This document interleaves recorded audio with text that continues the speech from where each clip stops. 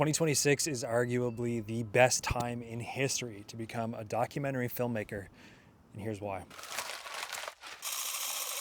Documentary is having a massive moment right now in history, and what I mean by that is people are hungry for real stories. You probably guessed this a mile away, but the discussion of AI needs to happen within this video. Verite documentary, by definition, is following something that's happening in the real moment. Underline real moment. Document real moments. You can take those moments, you can recreate them in AI, fine. You can recreate them visually, but you can't recreate the actual moment, because once it's over, that time has passed. It's like your childhood, like you look back on it with nostalgia and a fondness. That's what I'm talking about here. Documentary filmmaking has this magic to it, where when you get something that you could have never have planned, you just think to yourself, how was I in the right place at the right time for this magical moment? And you know you have something. Absolutely nothing can beat that feeling. So why is this so important in 2026? Documentary filmmaking is important in 2026 because of the way that we're advancing as a society. Because things are getting advanced, because AI is coming in, we're not going to be able to differentiate reality from AI. Documentary filmmaking can root itself in reality. To be able to share that, and for people to know that what they're watching is real and that this happened, there's a magic in that. It's storytelling, but it's the truth. I'm simply saying that with the lines between reality and AI blurring more and more and more as we progress into the future, documentary filmmaking has never been so important. Documentary offers you an adventure. Documentary offers you a chance to interact with the real world. It offers you a chance to become a better interviewer. It offers you a chance to develop crucial skills for filmmaking. It forces you out of your comfort zone, and it forces you to be comfortable with silence. So let's say that you're interviewing somebody or you're talking to your subject on camera during a documentary. You have an inherent desire to fill an awkward space because you ask this person to come here, you're the one conducting the interview, and when something awkward comes up and there's silence, you want to be the one to fill it. I think that's human nature. But what's incredible about doing so many documentaries is that over time is that's gold right there. And the more you let that silence ride out, the more that person is going to be compelled to fill that silence. And when people don't have a script and they feel they have to speak, they speak from the heart, because it's the only thing that they can rely on. They don't have time to think. They don't have time to reflect on a script they might have wrote. They speak from the heart. And that's when you get some incredible stuff. So there's all these types of skills and experiences that documentary offers you. The connection with people alone, oh my goodness. That in and of itself is worth it, to go and start filming documentaries. You'll get to experience an intimacy in people's lives if they let you in.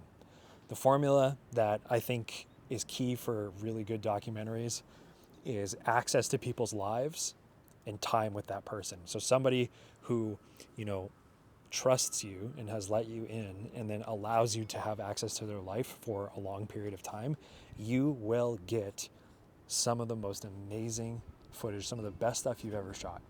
And that is going to make for one hell of a video. I know for a fact that this formula works. And this is something that only documentary can give you. And it's real. It's true. You can shape your narrative. You can make it look like people are saying something when they're not actually saying that thing.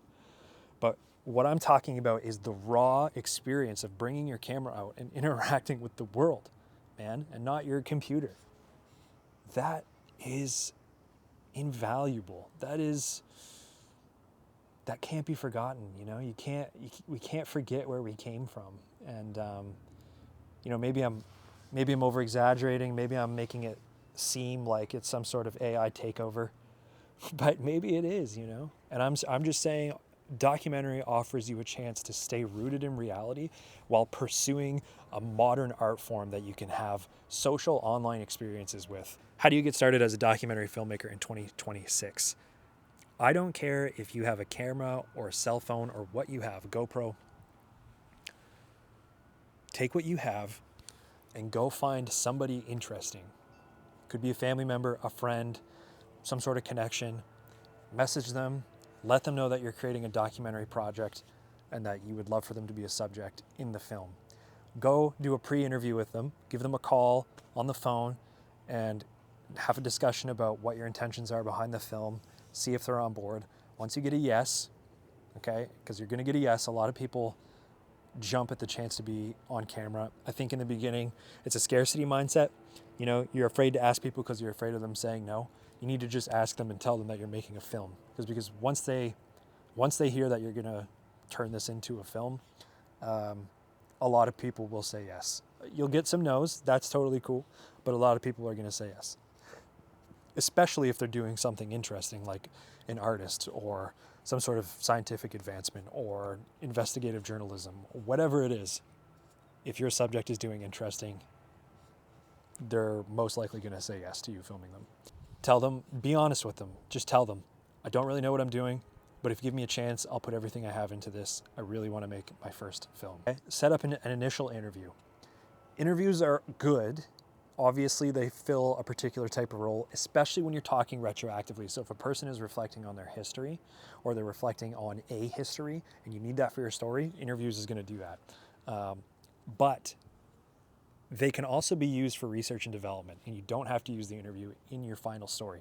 So go conduct an interview, film it, film your subject, take that interview home, throw it into your timeline in your editing software, and start to look for story threads. Go through that interview, you know, and this is a chance for you to go, oh man, I wish I would have asked that. I wish I would have, you know, gone into this a little bit deeper. That's how you get better as an interviewer and a storyteller overall. Reach back out to your person and say, hey, I had a great time.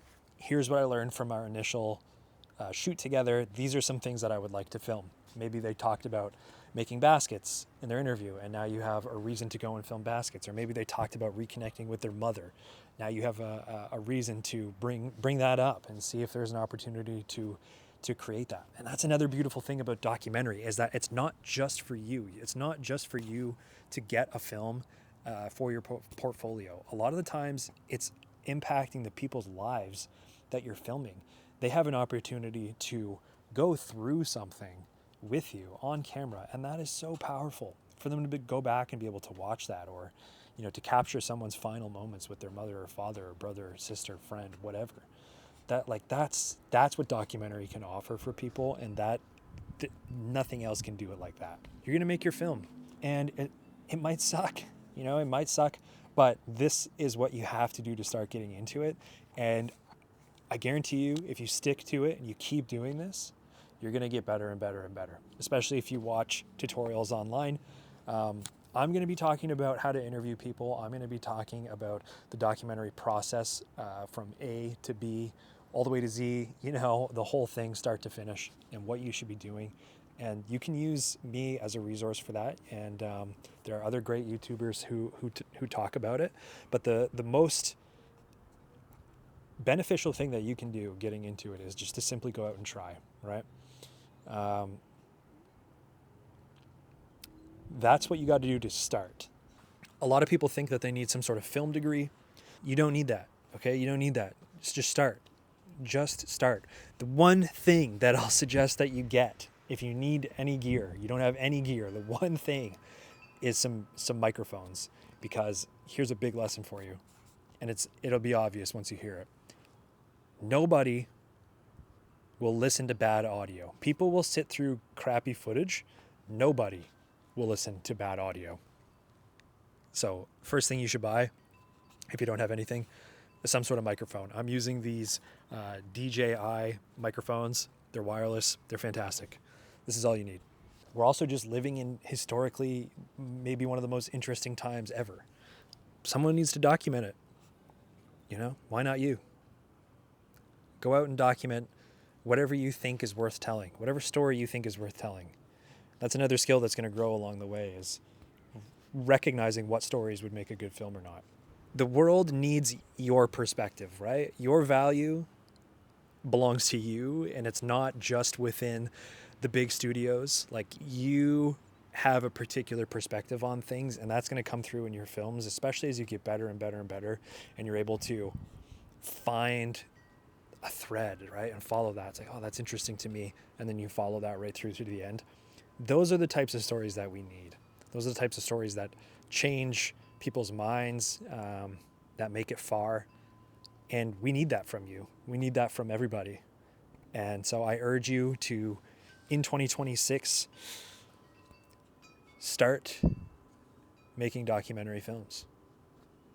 Just do it, you know?